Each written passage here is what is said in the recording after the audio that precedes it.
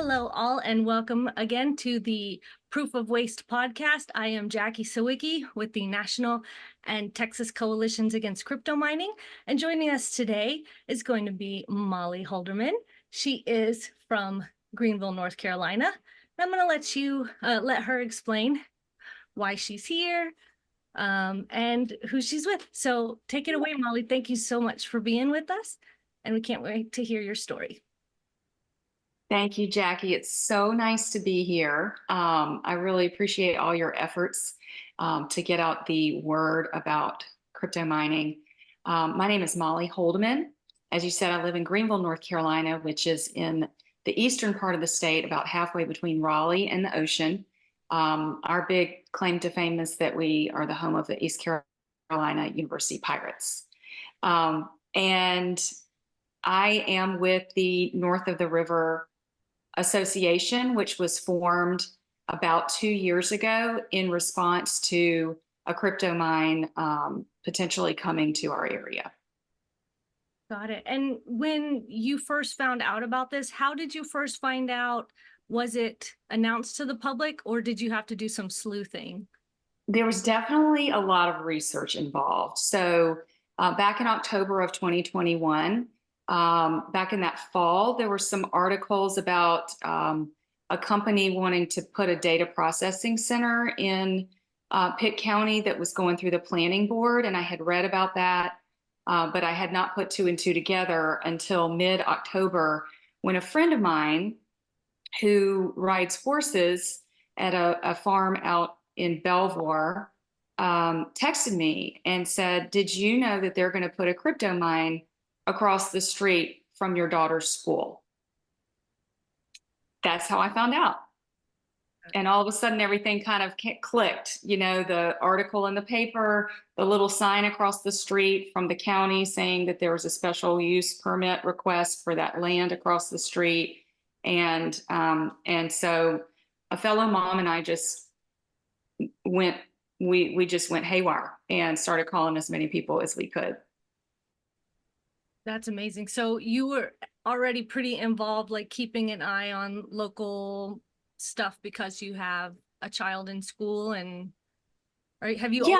So I'm involved in. I mean, I would say that I'm an advocate in the community, and my friend in particular, we're involved politically, and so we're involved in our precinct, but it was not in the Belvoir area, so we really didn't know a lot of the folks at the school. But what we ended up doing was pulling in another friend of ours who's from Pitt County originally, and reaching out to as many organizations and churches as we could think of. And we were blessed to connect with an organization called CARE, that's advocacy group for equity, and also with Amex Americans. It's a Mexican American group in North Carolina. And we just hit the ground running with some flyers. Well, first we had to figure out what crypto mining was. Yeah. And we were doing some research on the company, which was Compute North. And we came up with a flyer because apparently there was going to be a public comment session that same week. And the county commission was meeting the following Monday. So we had to really rush it. So we created a flyer, we handed out at the school, and we all showed up at what we thought was a public comment session at a fire department in the area. And it was really an open house for the crypto mining company. So in Greek kind of thing. Yeah. So we turned it into a question and answer session. We kind of took it over. And as it turned out, because of our efforts and the way that this community grew so quickly, and it was, multiracial. I mean, it spanned all of the socioeconomic divides in Pitt County. We all came together, and many people spoke at the county commission meeting, at the quasi-judicial hearing. And the county commission ended up tabling the discussion that week because Compute North didn't have their sound study. and they didn't bring their experts to talk about the noise. And at this point, I think the county commissioners were really getting wise to the situation. They knew this company wasn't coming in to process data. And so that gave us 2 more weeks to further educate the community, pull more people in. And by the time the 2 weeks passed and the next county commission meeting came up, Compute North withdrew their special use permit request. And so we won. Yes. Until we didn't. Yeah, I was gonna, it's Bitcoin mining has been such a unifying issue here in Navarro County, in Hood County. It is an extremely, everyone understands how important water is. Everyone is like collectively still traumatized from Winter Storm Uri. So it's been really heartening to see people. Our group is nonpartisan. We don't talk about politics whatsoever, and it really has, because everybody understands how important, even if you don't believe in climate change and that kind of stuff, cattle ranchers here in Texas understand how important the water is. So it has been a really beautiful thing to see people from just every point in the spectrum come together in against this thing. And how did you get from this might be a concern to we can't let this happen? Mm-hmm. Well, I appreciate your comments too. It is not a political issue, really. This is something that affects everyone. And what I find is that it tends to be an economic development arm, the utility company, and just a very few people who push for this. And if they can sneak it through with the county commission and make them think that this is going to be a big boon for tax dollars or utility revenue, then that's how it gets through. But otherwise, I think when people realize the noise and the energy consumption issue, and in your case, the water issue, they can all come together. So it was really just in our research, the initial research we did, and learning, I mean, from the example in Plattsburgh of the spike in energy costs for the consumers that happened there, and then reading some things from the Sierra Club about how bad it is for the environment. And just hearing examples. We were watching very closely the example of Limestone, Tennessee in Washington County, where a crypto mine opened, and it's just ruined the lives of the people and the church around it. And we were able to use that as an example when we took it to the county. Yeah, I mean, opening next to a school, across the street from a school, there were like, this is the kind of stuff, like the one that's being built here in Navarro County, largest Bitcoin mine in the world, smack dab in the middle of a residential rural neighborhood. So it's not like high population density, but it is a residential area. Hood County, right next to a manufactured home, mobile home neighborhood, predominantly Hispanic. They have no qualms, and if they can get away with it, they will. And it's so shameless and cynical to try to do that across the street from a school. So when you say y'all won until you didn't, kind of scary foreshadowing, what happened next? So that last commission meeting where Compute North pulled their special use permit request was in November. The very next month, our Public Utility Commission had a closed door session with the Greenville City Council, and that Greenville is our county seat. And I had found out about that meeting, but didn't know what else was planned. And sure enough, planning and zoning within the city of Greenville had a meeting on December 21st, 4 days before Christmas, and we didn't know about it. So they pushed through ordinances through the Planning and Zoning Commission, and then it was to go before the city council at the beginning of January. We did know about that, and we were able to get people together. We were planning to demonstrate outside City Hall. We had people lined up to speak.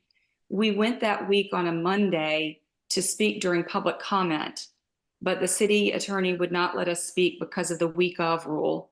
So we weren't able to speak on the issue because it was supposed to be heard on Thursday. Well, fast forward to Thursday, and we had all our people outside to demonstrate, and we got a call middle of the day from one of the city council people saying, 2 members have COVID. We're canceling the meeting, and the agenda item is going to be pushed forward to January 24th, and it's going to be via Zoom. Wow. So nobody had COVID. Nobody had COVID. They just didn't want to have the meeting in person. And I think they thought that if we had to sign up for a Zoom meeting, that we would be disheveled, and that people who weren't as knowledgeable maybe would sign up to speak first and get that 10-minute slot. But we handled it, but they weren't listening. And they passed a modular data processing ordinance, and they passed a very broad data processing ordinance. So that was January of 2022. Oh, and I should back up. I'm sorry. When Compute North first came and stood before the planning board in the county, and then in October when they went before the county commission, they already had their computer modules at Greenville Utility Commission. They were lined up at the headquarters of the utility and were ready to go. In January, before that meeting on the 24th, the Zoom meeting where they passed the ordinances, GUC was cutting down trees along the US highway so that they could build a transmission line from the Belvoir substation to the industrial park to the potential new site within the city's ETJ. And we learned that the property where they were going to lease to put the crypto mine, so instead of the school area, they were going to put it in the ETJ. And that property is owned by one of the board members of the Utility Commission. So it's just nasty. It's been really eye-opening to see the sort of back rooms, closed door deals that happen with these guys. A lot of them, there is this revolving door as well. So a lot of like the lobbyists or the people that are doing this have a lot of experience strong arming, conning. I mean, the guy who came here and sold this thing to the folks in Navarro County, I mean, just the slimiest con man you've ever seen. And the county commissioner, well, my personal county commissioner said, like, I wouldn't, buy ice from him in a heat or something, because he's just so smarmy. And I don't understand how they're falling for this. There was this $1 billion of, revenue after 10 years. It's just these and I'm like, I've been asking for 2 years now. Can I see the math behind that $1 billion? I mean, they just pull stuff out of their butts. They con our local elected representatives, or worse. Conning it is the best case scenario. The worst case scenario is that they don't care that they're harming the people because maybe there's been some kind of financial, there's some pretty, like you said, there's some pretty sketchy stuff going on with this industry. And we know that crypto in itself is so fraudulent, so useful for the worst people to do the worst crimes. Why wouldn't crypto miners be any different? So there, and another recurring theme with all of our the National Coalition chapters, this data center thing. That is such a blatant lie. Bitcoin mines are not data centers. They're not processing anything. They're not saving anything. They're guessing and throwing away numbers, hoping to hit the Bitcoin lottery. And then they get the privilege of adding a transaction to the blockchain. It's not a data center. If the entire Bitcoin blockchain disappeared yesterday, none of us would have even noticed it. If Google goes down, if Facebook or AWS, our lives are impacted. I mean, this is an enormous amount of energy and water, more than real data centers, for a fiction that most of us, I mean, is there anyone that you've met in your local community that's actually using Bitcoin? Do you ask that of people? There were a couple of people who showed up on that city council Zoom who I think were mining Bitcoin in their basement. Well, not in their basement here, but you know, in their garage or whatever. But you know, no. No. I mean, everybody across the board is like, this is just a bad idea. It's an end run for the utility commission to make a lot of money. That is But enough. it was gonna use 45% of our grid. 45%. So in addition to the noise, then what other industry is going to want to come into our area and build Greenville up? We have great potential.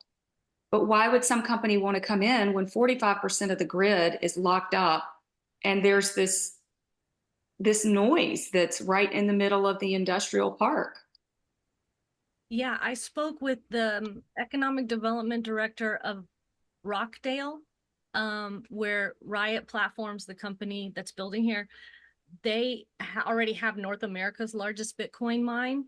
And I spoke to that economic development director, and he said between Riot Platforms and Bitdeer, which is another Bitcoin mine in the same defunct Alcoa, mining smelting plant, between those two, and they buy up energy credits in advance, between those two companies, the electrical infrastructure of that entire county is done. If anything substantial, productive, industrial comes in and wants to build, they need to create more infrastructure, because those two mines, which use the equivalent power of all the homes in a 40-mile radius, they have gobbled up. And this is why they were kicked out of China. China has cheap energy. They weren't necessarily destabilizing the grid, but they were pushing out productive, meaningful industry and jobs, and because we know they don't really create jobs, right, in favor of this, unsanctioned lottery. And they kicked them out, and they came to places like North Carolina and Texas and Kentucky. So it is really unfathomable sometimes to wrap your brain around just how consumptive and purposefully meant to consume as much energy as possible the Bitcoin algorithm. And it's totally unnecessary. The second largest crypto, Ethereum, changed from proof of waste to proof of stake, and they decreased their energy consumption by 99.9%. So harming local communities, driving up electricity bills, destabilizing the grid, it is a choice. It is a purposeful decision being made by these people. No, they don't want to help the planet. They don't give a crap about your family. They just want to hit that magic lottery number. Right. And I will say, just from our experience here, that transmission line that GUC is building from Belvoir down to the industrial park, they just had to go and request more money, approval to increase the budget from $8 million to $12 million. And who's paying for that but the customer shareholders of Greenville Utility Commission? So, and another aspect of this that we really don't have the data for yet is the impact on wildlife. And particularly in the areas, well, I mean, it could be due to the noise and to the heat generated, but the ones that are using the water cooling, I cannot imagine the devastation that it's wreaking up and down the food chain. Yeah, there's also, once they use that water and it's been heated over 100 degrees, they usually just dump it back into a body of water, and they're changing that ecosystem. People are very worried here. It is a lake area, and the lake they're taking the water, nobody who lives on that lake was told that that was happening. until like way after the fact. So we're literally, I mean, we've gone from these extreme swings. So we'll literally start watching the lakes and ponds disappear. And then now we're in like a major flood. We've just been having nothing but rain, but it is very like, there is no long-term thinking in this. I asked the economic development director here, did you do an economic impact study? And he said, well, Riot Platforms did. This guy gets paid $100,000 a year and he can't do an impact study on one of the largest projects to ever come to the county. No environmental impact studies done. 265 acres being just like clear cut, bulldozed. And yeah, when I was talking to a guy in Hood County, and they put these facilities out in rural areas a lot of times. He's like, my chickens are just keeling over for no reason. The donkeys are at the furthest end of the pasture, just braying constantly. They didn't do that before. I mean, we can at least get away from it.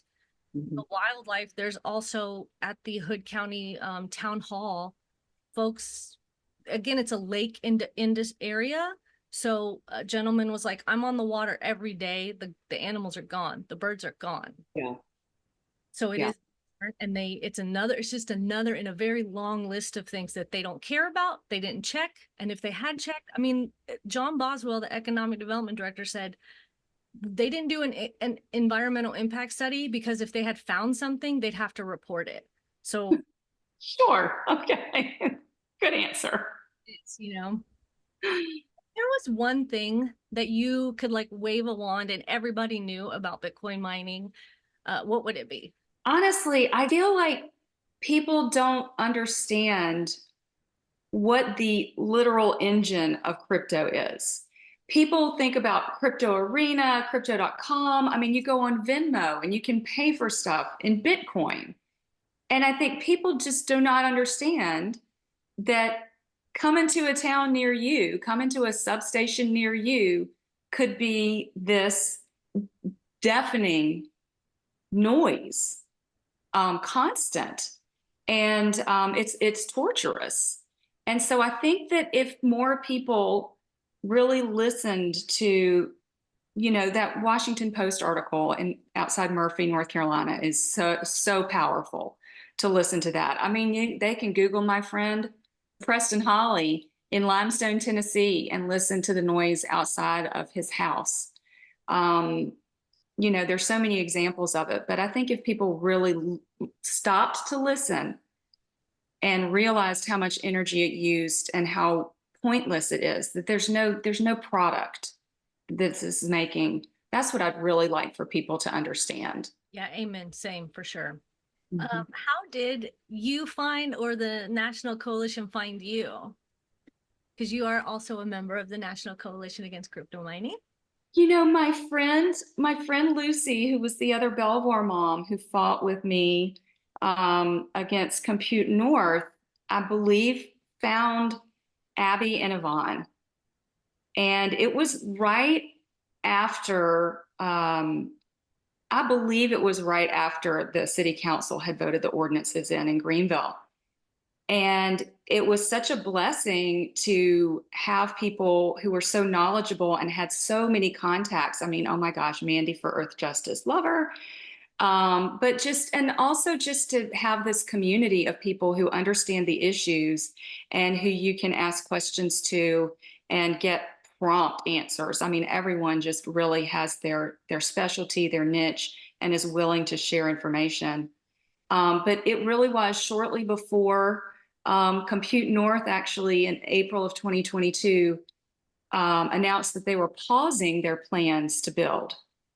So we were so relieved and had a huge celebration. And then not 5 months later, they announced bankruptcy because we just got lucky because it was when one of the crypto bubbles burst and Compute North couldn't ride the wave out. And so nothing happened for a very long time.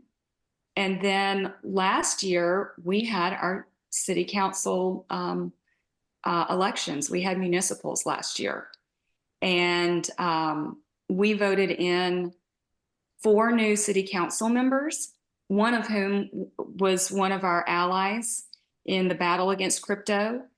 And another one of them was reelected, and she stood up in January of this year, and she said, I would like to have a discussion with staff about these two ordinances. And it worked. So the city council asked staff to go back and look at the ordinances. They had a workshop in March. And then in April, there was a city council. They presented to city council what they had come up with and what their recommendations were. The city council sent it back to planning and zoning, which passed the changes to the ordinances. And last week on Thursday, the city council pulled modular data processing from the city code and then changed the data processing to increase the distance from 2,500 to 3,400 feet from a crypto mine to a school or single family residence, decrease the decibel level from 75 to 30, and probably most importantly, put a time limitation of hours of operation. Wow. And so Monday through Friday, 9 to 5. So while it's not a ban, we are very encouraged that crypto mines will not want to come to the city of Greenville. So we took that as a big win for our area. Wow. Yeah. Local elections matter. Yes, that was what it's so funny. The crypto bros are going masks off right now because Donald Trump came out for crypto, and the SEC and Biden have been pretty strident. Actually, just yesterday, I believe, Biden decreed a Bitcoin mine had to be dismantled because it was too close to an Air Force base. So he's been taking a pretty strong stance. Again, we're nonpartisan, but we will, shout out the people that are helping us and name and shame the politicians that are doing us wrong. But it's so funny because the Bitcoin bros are going totally masked off. And in our last interview with author Peter Howson, we talk about the libertarian, extreme right-wing extremist foundational aspects and elements of crypto and Bitcoin. And so it's not surprising now that they're just going all in for Trump, and they're saying on Twitter, we have to elect Trump because if, Bitcoin's not going to survive another Biden administration. And they think that they're being politically active. And as someone, I know you said you're politically active. I've been politically active for a very long time. Those every 4 years stuff, Bitcoin is an electoral issue, but very much at the local level. I know in Hood County, it is a huge issue. I know here in Navarro County, people look at their city council members a little bit different now that this has happened. And we have gotten the county commissioners, to go on the record and say no to, tax abatements and stuff. But I think it's really funny that right now the bros think that they're gonna, they're trying to get Elizabeth Warren. They ran someone against her. They're spending big bucks on political action committees right now. And let them spend their money. It's just more, of them. But they don't understand the average American despises this technology. And then if you add it to folks like you and me and our communities, thousands, if not millions of people who are directly affected and know inside and out what's actually going on here, it is a political issue, but not in the way that the bros are thinking. Right. Yeah. And I think it's important for people to get involved in their local government. For example, I now subscribe to all of the agendas that get emailed out from the city council, planning and zoning, board of adjustment, and same for the county. And I applied to sit on the planning board, and I'm on the county planning board, and now I'm on the county board of adjustment, because I feel like I need to be aware of what's going on. From a state level, we actually had a senator in Western North Carolina. Some of the examples that I gave to the city council people and city staff were the 9 counties in North Carolina that have moratoriums or bans on crypto mining because of the terrible example in Cherokee County near Murphy. And so the state senator from out there, I believe his name is Moffitt, put forth Senate Bill 774 that's in short session right now in the General Assembly. It is to ban crypto mining in his counties, and I don't know how many there are, maybe 7. But we are hopeful that that might get passed, that more senators might sign on to it, that our senator might put Pitt County in there, because it's very clear that the people of Pitt County, my county, do not want crypto mining. And then I think from a national standpoint, the situation in Arkansas has really opened some eyes across, especially the South, of the right to mine legislation and how bad it is, because they passed that last year, and now all of a sudden 32 crypto mines are opening in Arkansas, and people are losing their minds, and they're going to their elected representatives who are feeling the heat. And so now they've put some restrictions on it. Am I correct? So when the similar right to mine bills were up in Georgia, South Carolina, Tennessee, I believe that those legislatures were paying attention and have let those kind of stall. So it's important to fight locally, and it's important to reach out to and educate your state representatives as well. Yeah, I know a really big aspect of what the National Coalition is doing is trying to reach out to senators and local politicians where these are, and try to educate them and empower, because if they're only hearing the Bitcoin lobbyist side, and we're talking about the Satoshi Action Fund and Dennis Porter and the Right to Mine bill, he actually bragged that, dozens of Arkansas counties had preemptively passed ordinances that would have, made it harder to mine. And then by passing that Arkansas right to mine bill at the very top level, it negated those. He was bragging about overturning the will of the people. So he is, I hate using the word enemy number one, but he is, someone to watch out for. And another thing to note, you mentioned transmission and big industrial switches and that kind of stuff. If you live near one of those and you are in a crypto friendly state, be aware, because that's prime real estate. When they came here, someone asked during the Q&A section, why did you choose Navarro County? He said, you have the Navarro switch, which is a big industrial electrical Substation. You have water. So they are looking for our resources. They're exploiting vulnerable people. I think it's really important also, the folks in Arkansas, the legislators in Arkansas straight up said that they were lied to, that they were misled. Yeah. And it goes back to this inherent dishonesty in the whole of crypto, but they will say anything, they will do anything to keep the grift going. And that includes lying to elected representatives about how incredible and great, it's 15 years on now. We know that they don't create jobs. We know they're terrible for the grids. They can make fake studies all day long about how green they are. It's gaslighting. You and I know the truth. Regular everyday people know the truth. Yeah.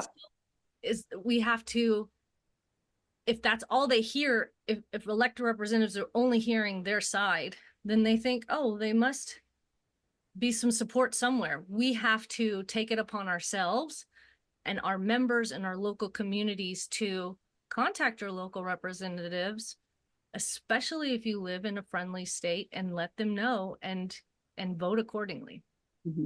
I actually reached out to Congressman McKenry of North Carolina, as well as Congressman Wiley Nickel of North Carolina. Even though I'm not in their districts, it's really hard to reach out to an elected representative who's in whose district you are not. But I did, and I was very unhappy with it. I mean, this bill has been out there for a while, but the bill that they co-sponsored to have, it's not the SEC, but the CFTC. It's basically to allow cryptocurrencies. Right. And so I wrote them to ask them to please remove their co-sponsorship. And McKenry's response was not uplifting at all. I mean, he made it sound like cryptocurrency is the wave of the future, and that we have to do this, and he stands by it. So need to go check his who's been donating to his campaign. Yeah. I know he's not running again, but yeah. OpenSecrets.org is a beautiful resource for folks. I like making little, memes where you get a quote from them saying how incredible it is, and then you get that dollar figure of how much they're getting from the industry. I mean, it's 15 years. I say this all the time. My 72-year-old mom is using Apple iPay for everything. It's on her phone. That is the future of money. Like, Bitcoin is 15. Nobody's using it. It's not money. I mean, that's like the biggest lie of Bitcoin right there, is that it's money. It's not. And it's finite. Eventually, when is it going to happen? All the algorithms are going to be solved. So. Yeah, quantum computing is going to be really interesting too, because that's like way out of my wheelhouse, but it's supposed to be, unbreakable, but there are things coming down the pike, I think, that's going to make it a lot less secure. But there's just a new report just came out, I think, by Visa, that like 90% of like stablecoin transactions are fake. So that's the other like big, I don't know if our elected politicians even understand it. We've had to go through a huge education to even get our brains around crypto and crypto mining and stuff like that. If you're a legislator and you've got 1,000 other things on your plate, and somebody tells you how incredible it is and it's going to make you a bunch of money, you're probably not going to go down the Bitcoin rabbit hole and do your 100 hours of research. Yeah, it's more than 100. Yep. Due diligence and ask the questions. Is this actually going to create jobs? Where's your proof? What is this? And sometimes we get really dark on this podcast, but like your worst, deepest fears about this industry or the mine that you're fighting? What's something that you're really worried about? I got to tell you, when we were fighting that basically 3-week battle in Belvoir, I pretty much didn't sleep. It really terrified me that our public utility, the administration would be so callous. I mean, they picked that spot. They picked that substation that they know the school is across the street from. The street is called Belvoir School Road. So that really hurt. And just the fear that some people who have never been here before would want to come in and build something like that. And, we chose to put our daughter in school there in open enrollment. But we live in another school district, and we actually now send her to a private school that she started this year. So we had the ability to move her. But as you alluded to in Hood County and some of these other places, people don't have the resources to just up and move. They can't. And not for nothing, your property value plummets. So you're underwater. And so it's just that kind of that fear for just the empathy for other people that really scares me. That really just dogs me. I have after I was anti-crypto before the Bitcoin mine came to my own county. And I've been, fighting Bitcoin bros on the internet for like 5 years. And I really have come to the conclusion that it is predominantly populated by sociopaths. And I'm not trying to be mean. I am telling you, I have spoken to hundreds, if not thousands of folks, and you can tell them how bad it is for folks. I say the folks in Hood County are literally being tortured by noise pollution. You can tell them how scared Texans are about the grid crashing again. And, Riot Platforms made $125 million when the grid crashed. Yes, they did. And Way to go, ERPOT. you're just jealous that you didn't buy earlier, have fun staying poor. I mean, just the fact that that's a tagline in crypto, have fun staying poor, tells you everything you need to know. And again, there's an incredible book by David Columbia called The Politics of Bitcoin, Software as Right-Wing Extremism. And it really is, you have to understand the foundation of Bitcoin to understand the people that are operating these Bitcoin mines. Mm-hmm. And it is, circumventing rules, regulations, laws. They do not care who they harm. They will cut every corner. And you have to, people have asked me, like, why on earth would Texas be okay with this? Why would they be bringing these people in? And you kind of alluded to it with the public utility commissions, because it's great for the oil and gas industry. It's great for demand on energy of all types. So they're making bank it is a absolute boondoggle for, the Texas grid and for energy producers. Meanwhile, poor folks are the ones that are paying the highest price for it in tax breaks, property tax abatements. That's right. We play this energy arbitrage game here in Texas. I'm not sure about the grid in North Carolina, but I mean, it's just so extremely predatory. And I am absolutely convinced that most of these dudes, and again, it's predominantly dudes. It is. They do not care about the suffering that they are financially directly supporting. Yeah. How, in general, I know that not everybody knows North Carolina's struggles with Bitcoin mining. So can you give us like an overview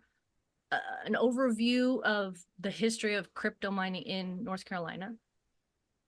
We only have a smattering of mines that I'm aware of. Actually, there's one where they I think burn old tires as the way they power their crypto mine, which just sounds horrible. But the biggest example are I believe there are 2 or 3 mines near Murphy in Cherokee County. And part of the reason they chose Cherokee County is I believe it's served by TVA. And so it's really cheap, inexpensive energy. And there's no zoning. There's no land use map. So a lot of these counties that they go to are counties like that. I think there may be some smaller outfits, maybe near Fayetteville. There was talk about one in Tarboro and one in, here and there and the other. But I really don't think that there are that many. I think we've really gotten lucky. I mean, Duke and Dominion are 2 big underlying carriers, and they're expensive. So and I think it hasn't been as easy to go to as places like Georgia and Texas. On a big zoom out level, how would you grade the federal government's response to being inundated by crypto mines after China kicked them out in 2021? I give the government an F on this one. I actually, when we were, I guess it was probably in February of 2022. So after the ordinances had gone through the city, but before Compute North had, announced that it was pausing its plans and then went bankrupt. We reached out to then Congressman G.K. Butterfield, who was our congressman at the time. And I mean, he was the deputy whip. So he's very powerful. knows all the players, and was kind enough to give us a Zoom with him and his staff. And we told him about what the issues were, about the energy, about the grift as you described it, and I know that he understood those things, but our ask was, we'd like you to ask the president to put an executive order in that bans crypto mining. And he listened to us, and then he said, that's going to be a heavy lift.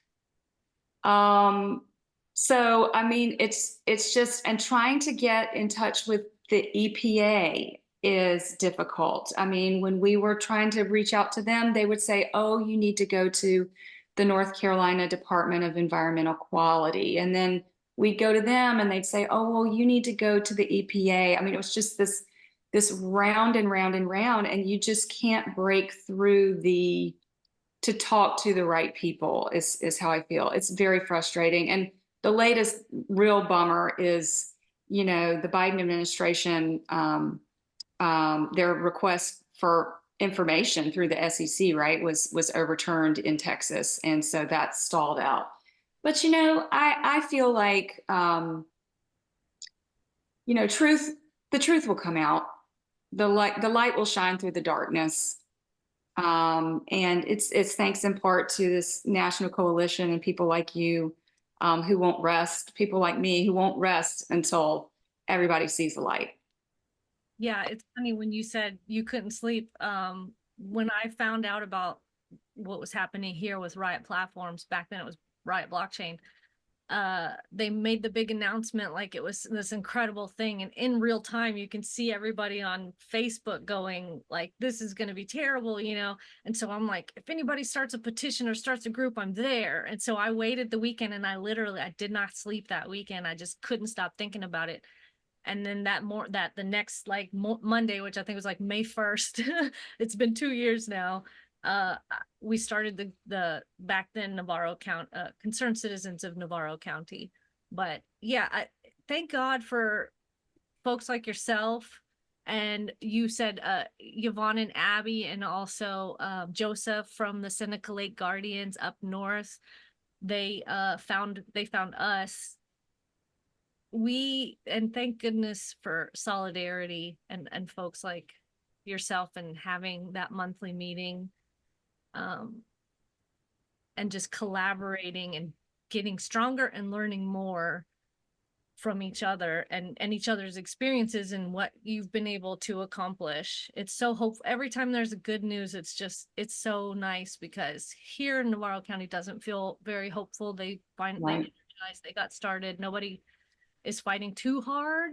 But it's beautiful to see some wins. And like last Friday there were a couple wins, like Greenidge got their air quality permit denied, repealed, slapped down. So yeah, some good stuff. So I feel like we are finally starting to get some critical mass. And that's another reason why we wanted to start this podcast, was we need everybody to understand and get the message out to as wide of an audience as we can. I agree. And community is important so that you just don't feel alone, because we're not alone. Yeah, that's the beautiful thing. I mean, Cheryl Shadden in Hood County, she found us, and I really was feeling pretty hopeless at the end of last year, because, Texas is just so in the tank for crypto miners. And, but here, I literally experienced it. I went to her home and across the street from the mine, and being there for an hour, my mom and I got like viciously nauseous, and I can't imagine, so there is this sense of urgency. I believe, as you do, the writing's on the wall. It is a bubble. It's going to pop. But in the meantime, how many people are we going to allow to continue to suffer? And how many people are we going to let exploit vulnerable populations to make a quick buck? In the meantime, I don't think. And what are the national security repercussions of this? Because all of these companies are owned by the Chinese. I mean, it is really dangerous. It's dangerous. What is going to be the straw that breaks this camel's back? And I have a feeling it's going to have to be something really big and disastrous. Yeah, it's pretty shocking. Like here in Texas, we have laws that like Chinese nationals can't own agricultural land or something like that. This is agricultural land. They just turn it into something else. And they do obfuscate a lot of times their ownership. And that was kind of the one that got shut down yesterday by executive order. They had kind of hidden the fact that they were owned by China. And like you said, most of them are. Yeah. That is something that Sal Bayat of the Center for Emerging Technology Policy Group points out. China kicked them out, but China is still the #1 winner of crypto mining because they manufacture and sell these computers, the ASICs, the application specific integrated circuits. And that's something else I'm sure we'll talk about when we have Alex DeVries from Digiconomist on. But, you know, Cool. yeah, these computers can only do this one thing. They can't do anything else. So once they have been, and now with the halving, a lot of them have gone obsolete. So they're just, I mean, Right. thousands just straight to the waste bin. Right to the dump. How are we going to get rid of all that industrial waste? Yep. That's not cheap either. Nope. I know one of the first things I heard about a Bitcoin mine opening up, and I think it might have been North Carolina, was that just them unpacking all of their computers filled up the dump with the packing material, and the dump had to go like, whoa, whoa, whoa, we can't take all of your trash. Just unboxing these computers. That's right. Yeah. Yep. If there was one person that you could like get a face-to-face with and talk about Bitcoin mining, who would it be? Oh, gosh. Joe Biden. Joe Biden. He's got the power to, with the stroke of a pen, take care of this. Yep. Why do you keep fighting? Because it's crypto mining's wrong. And I just, on this one, it's just a black and white issue. There is no gray. And I don't want for any more people to be hurt by crypto mining because it is devastating. And what gives you hope? I mean, the book of Numbers says the truth will find you out. You know, and so I just know that this is going to end at some point. Not only because there's just a final algorithm that's finally going to be solved, but also because it's crypto mining is a house of cards. Oh, absolutely. Yes, ma'am. Yeah. Thank you so much, Molly, for having us. Is there anything that you would like to say in closing? Any call outs, shout outs? I just want to, I want to say thank you so much. Shout out to my NOTRA peeps. Shout out to the National Coalition Against Crypto Mining. And shout out to Amex Can, CARE, CAR, and all the local organizations, the Sierra Club, the Cypress Group, for all the support in this arena. So, but thank you, Jackie, for having me. And I look forward to seeing you on our next Zoom. We will be there. Thank you. Okay. Have a great day.